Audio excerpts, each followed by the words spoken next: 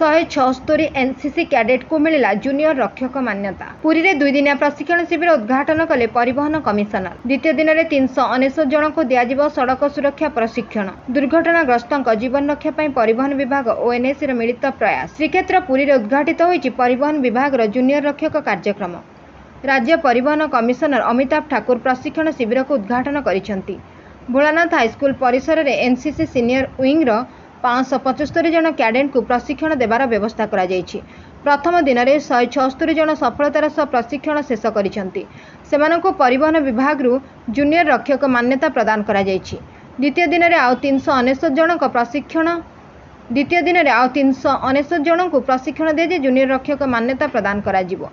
ଏହି ଶିବିରରେ ଏନସିସି କ୍ୟାଡେଟମାନଙ୍କୁ ସଡ଼କ ସୁରକ୍ଷା ଓ ସଡ଼କ ଦୁର୍ଘଟଣାଗ୍ରସ୍ତଙ୍କୁ ପ୍ରାଥମିକ ଚିକିତ୍ସା ସମ୍ପର୍କରେ ପ୍ରଶିକ୍ଷିତ କରାଯାଇଛି। ମାଷ୍ଟର ଟ୍ରେନର ସୁଭାଷ ଚନ୍ଦ୍ର ପ୍ରଧାନ ଓ ସୁବ୍ରଜିତ ନାୟକ ପ୍ରଶିକ୍ଷଣ ଦେଇଥିଲେ। ସଡ଼କ ଦୁର୍ଘଟଣାଗ୍ରସ୍ତଙ୍କ ଜୀବନ ରକ୍ଷାରେ ଗୋଲ୍ଡେନ୍ ଆୱାର ବା ଦୁର୍ଘଟଣା ଘଟିବାର ପରବର୍ତ୍ତୀ 1 ଘଣ୍ଟା ଗୁରୁତ୍ୱପୂର୍ଣ୍ଣ। ଏହି ସମୟ ମଧ୍ୟରେ କିଭଳି ପ୍ରାଥମିକ ଚିକିତ୍ସା ପ୍ରଦାନ କରିହେବ ଓ ତୁରନ୍ତ ହସ୍ପିଟାଲ ପହଞ୍ଚାଯାଇପାରିବ ସେ ଦିଗରେ ପ୍ରଶିକ୍ଷଣ ଦିଆଯାଇଥିଲା। एहासह जूनियर रक्षक माने सड़क सुरक्षार ब्रांड आंबासाडर भली दायित्व निर्वाह करेंगे। सेमाने निजे समस्त नियम मानिबा सह निज परिवार आखपाख लोके साही पड़िशा मध्य सड़क सचेतनतार बार्ता बांटिबे। सड़क दुर्घटना जनित मृत्यु संख्या ह्रास दिगरे एनसीसी सहभागितार परिवहन विभाग यह एक महत्वपूर्ण प्रयास।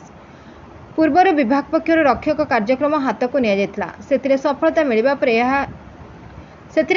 मिलिबा पर एही प्रयास को व्यापक करने को जूनियर रक्षक कार्यक्रम करा जाउछि। गत मार्च 6 रे ए संक्रांत रे लोकसभा भवन में परिवहन विभाग और एनसीसी मध्य राजीनामा स्वाक्षरित होइतला। सारा राज्य में 32,000 एनसीसी कैडेट को जूनियर रक्षक प्रशिक्षण देवार लक्ष्य रही। आज कार्यक्रम में परिवहन कमिशनर कहितले जगतर रक्षक श्री जगन्नाथों पवित्र पुरी धाम में जूनियर रक्षक कार्यक्रम अनुष्ठित होगा अत्यंत आनंदर विषय। सड़क दुर्घटना ए संपर्कित मृत्यु संख्या ह्रास आम समस्त लक्ष्य होगा उचित। अनेक लोकों भितर धारणा रही सड़क दुर्घटनाग्रस्तों को साहाय्य कलापर हैरान होगाक हुए। तेबे यह संपूर्ण भूल कथा। साहाय्य बदल हैरान होगाक हेबनी बरं आपण मानकु सम्मान मिलिबो।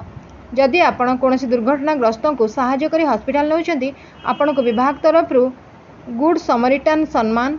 जदि आपण कोनोसी दुर्घटनाग्रस्तों को साहाय्य करी हॉस्पिटल नउचंती आपण को विभाग तरफ गुड समरिटान सम्मान सह 2000 टंका आर्थिक पुरस्कार प्रदान करा जिवो। अन्यमानक मध्य अतिरिक्त परिवहन कमिशन प्रशासन इंद्रमणि नायक, अतिरिक्त परिवहन कमिशनर एनफोर्समेंट लालमोहन सेठी, जुग्म परिवहन कमिशनर सड़क सुरक्षा प्रदीप कुमार महांती, दीप्तिरंजन पट्टनायक, सिटी डीएसपी प्रशांत कुमार साहू, पुरी आंचलिक परिवहन अधिकारी उपस्थित थे। एहासह NCC commanding officer Sudeep Sinha जोगदे 34 इंस्टीट्यूट आसीथिबा एही 575 कैडेट 575 परिवार को 575 परिवार समग्र समाज को सड़क सुरक्षा सचेतन कराई परिबे बोली कहितले। 2 दिनिया प्रशिक्षण शिविर में 3टी सेसन में प्रशिक्षण दि जाउछि। एहासह सड़क सुरक्षा सचेतनता संपर्क में प्रसिद्ध क्षुद्र चलचित्र प्रदर्शन और क्विज प्रतियोगिता करा जाउछि। Bureau report 51 news agency.